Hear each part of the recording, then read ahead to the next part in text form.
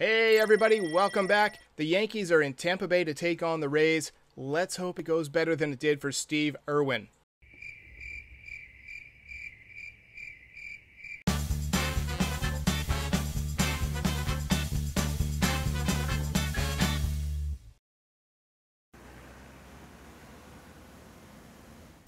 Good morning, everybody. So, last night was a rough loss for the Yankees against the Phillies. Seen too much of the Phillies lately, but the Yankees head down to Tampa Bay. Somebody said in the comments, and I'll address more comments later, that they were watching the pregame that I did yesterday after the game, and they were in disbelief at how poorly Jordan Montgomery pitched. Well, that happens, you know. Even the best pitchers, and I still think Jordan Montgomery's fantastic. Last night did nothing to shake my confidence in him. Even the best pitchers have rough days. Greg Maddux, one of the best pitchers of all time, said, in a typical season where you have 30 starts, you're going to have 10 starts where you feel great and you're unstoppable and you got everything working. You're going to have 10 starts where you're just kind of fighting through, you know, trying to make pitches, dealing with guys on base, hoping to get that big double play ball. And then you're going to have 10 starts where you just have nothing and you get rocked. So last night was one of those starts for Jordan Montgomery where he just didn't have much. He didn't have anything working. The changeup was okay early. It had some nice arm side fade, but he just didn't have great command of anything, right? And when you go out there and you don't have command and you're searching for something that's working, you get away from your strategy. You get away from the way that you wanted to attack hitters. You start just trying to find it, starting to try and find strikes, find something that's working, and that leads to bad pitches, and it leads to walks, it leads to home runs, it leads to doubles and triples, and we saw a little bit of everything last night. So not a great outing for Jordan Montgomery, but do not let that shake your confidence. Sorry if you bet big on him on DraftKings because of me. I'm not going to pay you back. I'm sorry. The Rays pitching is a different story. The Rays pitching always gives the Yankees trouble because they're great at using that analytics. They're great at pitching to soft contact and then employing the shifts. So the Rays, they don't have the budget to go out and get huge free agents. So they've got to win by being innovative, by using the metrics, by using the analytics, you know, to put the right shifts on their opponents and to, pitch their opponents in ways that are going to give them trouble. Ryan Yarbrough is the innings leader on the Rays so far, but Blake Snell is really their ace, and he's going to be on the hill tonight. Tyler Glasnow, 26 years old. He is a deadly right-handed pitcher. As you can see, 14 strikeouts in 8 2/3 innings, 5 walks. He's got an upper 90s fastball and one of the best breaking balls in baseball. Their bullpen is pretty good. Oliver Drake, Jalen Beeks, Ryan Thompson, although he's fairly young. Jose Alvarado and Chaz Rowe always face the Yankees. They always give the Yankees trouble. So this is going to be a tough series. But the Yankees have an opportunity to put the Rays away early in the season. I know it's just it's the second or third week of the season, whatever it is. But this is only like an 8-week season. So we're really entering in the pennant race, and the Rays are already 4 or 5 games back. So if the Yankees can sweep this series, and that should be the Yankees' objective, sweep this series, put your foot on the Rays, stomp them into the dirt, they can leave the Rays, 8 or 9 games back. So that would be tough to make up against the Yankees over the next 7 weeks. So who's hot and who's not heading into this series for the Yankees? Well, obviously, DJ LeMahieu is on fire because he's always on fire.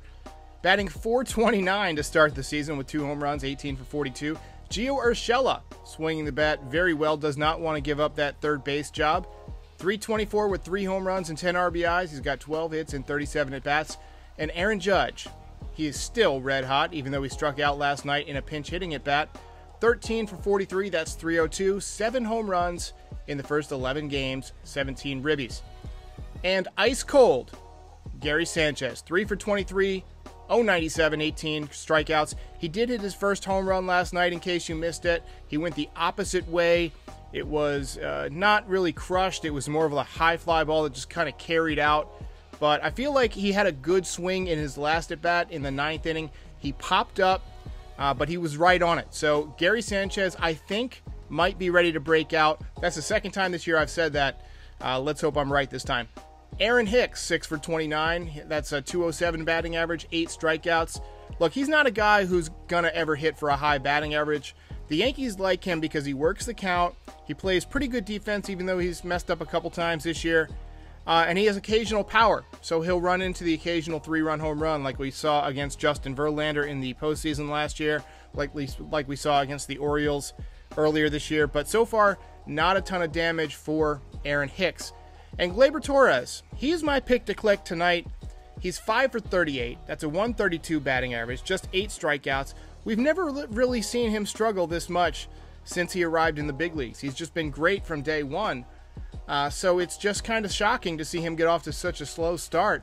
He seems like he's swinging at bad pitches. He's chasing pitches out of the zone, and he just isn't really feeling it at the plate right now. But I feel like just the law of averages says that he's due, right? He's not going to typically go this long without connecting on at least a couple of home runs. So I'm calling for him to catch a hanger tonight from Blake Snell and to deposit it into the left field seats. Gleyber Torres, my pick to click. There was a great article yesterday in Prospects 365 by Justin Choi. I'd never read this before, but they had a great article on Masahiro Tanaka called Masahiro Tanaka's Bold Experiment. And it's about how he threw so many more fastballs in his last outing than he had been. And I noticed that his velocity was up. It was 93 to 94 miles an hour. They said it averaged over a mile and a half an hour faster than he threw last year. And he also threw 58% four-seam fastballs. That's really, really high for Tanaka. Usually he barely throws his fastball at all. So he's been throwing that fastball up in the zone against the Red Sox. Now, he did make a mistake, and one of them got ripped off of the right center field wall. They show a video of that here. If you throw it right down the middle, I don't care who you are. Any major league hitter is going to hit it. But they show a graph that shows his fastball usage, and it just spikes like almost through the roof last outing. So it'll be interesting to see how he goes about pitching this evening against the Rays. The Rays are typically a good fastball hitting team, and they like to attack early in the count. So, it'll be interesting to see what happens. I think Tanaka should go back to the splitter and the slider more just to keep these guys off balance. They're not great hitters, but they are good fastball hitters, so don't be surprised if he goes back to mixing in the breaking ball a bit more in his next outing. He might have just thrown more fastballs just to kind of throw the Rays off, to get them thinking, hey, look, let's attack fastballs, and then he's going to attack them with sliders. It could all just be gamesmanship. But I like the way Tanaka threw the ball last time out. Even though he didn't pitch deep into the game, he should go a bit deeper tonight. All right, one thing I do want to talk about today is potential trade options. I've seen a lot of people say the Yankees should pick up a starting pitcher. I don't disagree. The Yankees do have some good trade chips. You might see them use a guy like Clint Frazier. You might see them use a guy like Miguel Andujar. Both of them seem blocked at this point, and they both have a lot of value offensively. And the Yankees need a pitcher. But there's not a ton of guys that are available. I mean, maybe you could see somebody like a Trevor Bauer get dealt, but the Reds might think they have a shot at making the playoffs. You might see a Robbie Ray. You could see a Corey Kluber get dealt. So anybody who's potentially going to be a free agent this offseason could be dealt. I could see the Yankees moving James Paxton. He's off to a slow start, but he's going to be a free agent after the end of the season. If the Yankees feel like they have better options for the rotation internally, I could see them moving James Paxton for a prospect so that way they don't get nothing for him if they're not planning on re-signing him. Masahiro Tanaka is obviously a free agent after the season. I think his job is safe. I don't think the Yankees are going to move him. He pitches too well in the postseason. Somebody like Marcus Stroman could be available if the Mets fall out of it. But I don't know. I don't see the Yankees making any major moves. I think if they're going to fill a rotation spot, I think it would be internally.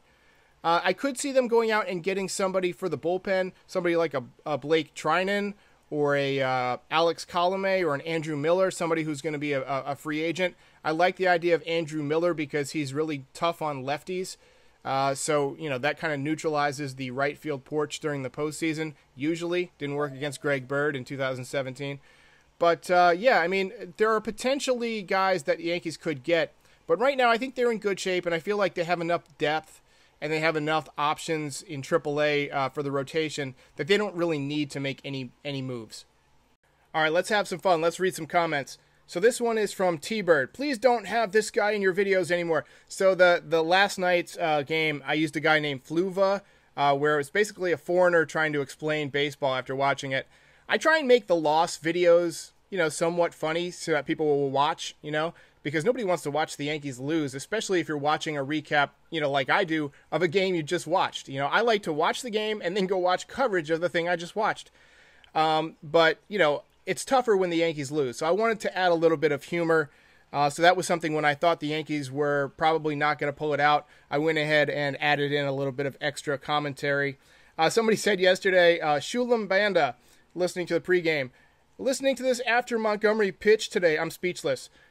Yes, I addressed that. Montgomery was bad, but I'm very confident that he will put it together again soon. He just had an off night. That happens. Let's see. Legitness. That is exactly right with Stanton, more closed and wider with his feet, not allowing the ball to get deep in the zone, and he has more movement in his hands. I do think he does have more movement in his hands now than he had at the beginning of the season. That's an excellent point, Legitness. If you watch him earlier in the year, he was mostly keeping his hands, subtle. But the last couple nights, it seems like he's got a lot more movement. And that can, that just little bit amount of movement can throw off your swing. But he did pick up a hit last night. It was kind of a cue ball off the end of the bat. But he had a hit the other night. So they seem to still be dropping in. So if you can make it through a slow streak and still pick up some hits, and then you put your swing together and start hitting again, that's how you have a great season. So I think Giancarlo is going to have a good year. Jules Winfield, I was yelling at Voit, advising him not to go for the homer. He didn't listen. Look, I think Luke Voit just tries to smash the ball as hard as he can every single time. He almost hit it out. I mean, that in Yankee Stadium, that ball might carry out because it's not quite as deep out there. So Luke Voit, can't argue with that. I mean, he hit the ball 395 feet probably, just flied out to end the game. I mean, it was a good swing. It was probably 100+ miles an hour off the bat. Hey, what are you going to do? Braden Wormer, I'm not going to be mad if we find a new catcher. Not going to argue with you. Justin King says, Voit homered in every series so far. What can I say? He's a beast. Let's see. Tanaka needs to learn quicker reflexes. This is on the video where Tanaka got hit by a line drive. That ball is 112 miles an hour off the bat. There is nobody who's catching that ball if it's hit right back at your head.